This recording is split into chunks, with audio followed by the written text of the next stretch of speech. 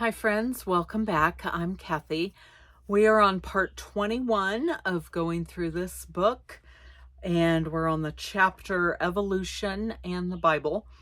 And this chapter is really detailed, and I've been reading a lot of it just because there's so much information, and if I skip over it might not make complete sense. But again, I highly recommend this book.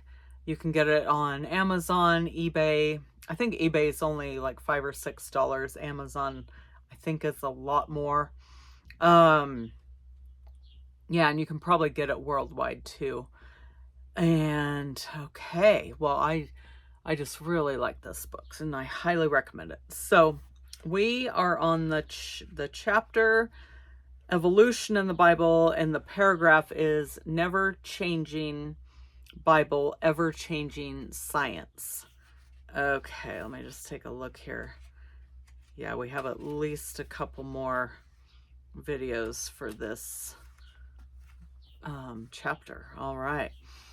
So it says, according to an NBC News report in August 1999, there was a remarkable discovery in Australia. The Journal of Science reported that they had found what they considered to be proof that life appeared on Earth 2.7 billion years ago, a billion years earlier than previously thought. They now admit that they were wrong in their first estimate, a mere 1 billion years off. But with this discovery, they are now sure that they have the truth until their next discovery.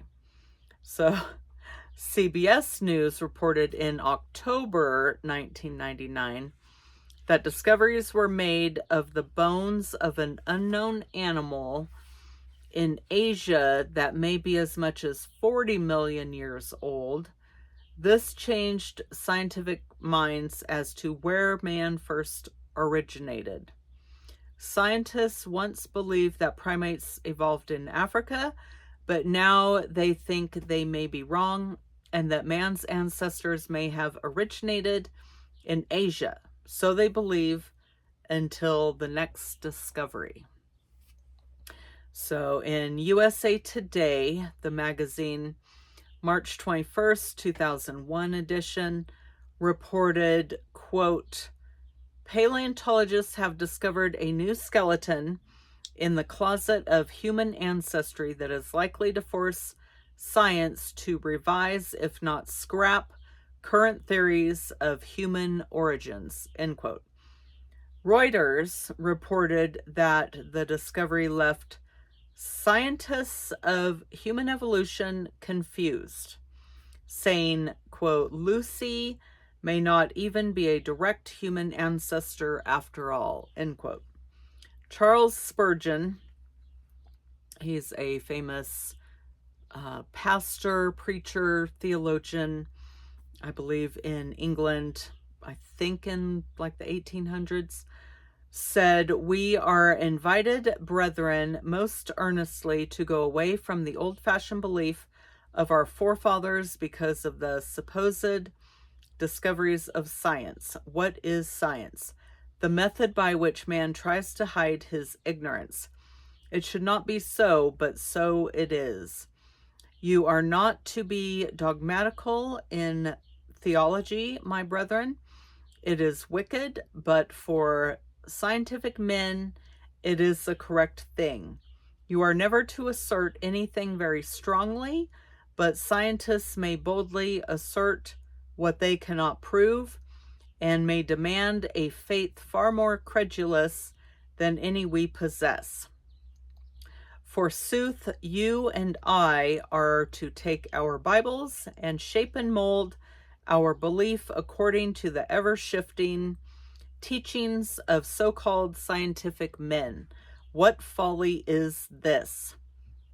And he goes on, why the march of science, falsely so called, through the world may be traced by exploded fallacies and abandoned theories. Former explorers, once adored, are now ridiculed. The continual wreckings of false hypotheses is a matter of universal notoriety. You may tell where the supposed learned have encamped by the debris left behind of suppositions and theories as plentiful as broken bottles, end quote. That is quite a quotation. If you need to go back and replay that, yes. Oh my God. He's basically saying, they just keep changing and they have this new idea and this new theory and this new thought, and then they move on, and then you can't hold on to it too tightly, and then the next one comes along, and yeah, the debris left behind of suppositions and theories as plentiful as broken bottles. All right. So the next paragraph is called The Big Bang and Genesis. Try to think of an explosion that has produced order. Does a terrorist bomb create harmony? Big bangs cause chaos. How could a big bang produce a rose, apple trees, fish, sunsets, the seasons, hummingbirds, polar bears, thousands of birds and animals, each with its own eyes, nose, and mouth? Try this interesting experiment. Empty your garage of every piece of metal, wood, paint, rubber, and plastic. Make sure there is nothing there, nothing. Then wait for 10 years and see if a Mercedes evolves. Try it. If it doesn't appear, leave it for 20 years. If that doesn't work, try it for 100 years. Then try leaving it for 10,000 years. Admittedly, it is pretty hard to believe that it could appear. However, here's what will produce the necessary blind faith to make the evolutionary process believable. Leave it for 250 million years, and then something will form itself. Okay, I think I'll wait. The next paragraph is about the missing link, and this is pretty lengthy. So we will do that one in the next, and then I'll probably do even another. We have a few more videos. This book has so much information. Okay. Well, I hope everyone's doing well. Thank you for coming by. Make sure you like, subscribe, share, and comment. I love to chat with everyone in the comments. So I will see everyone in the next video. All right. God bless.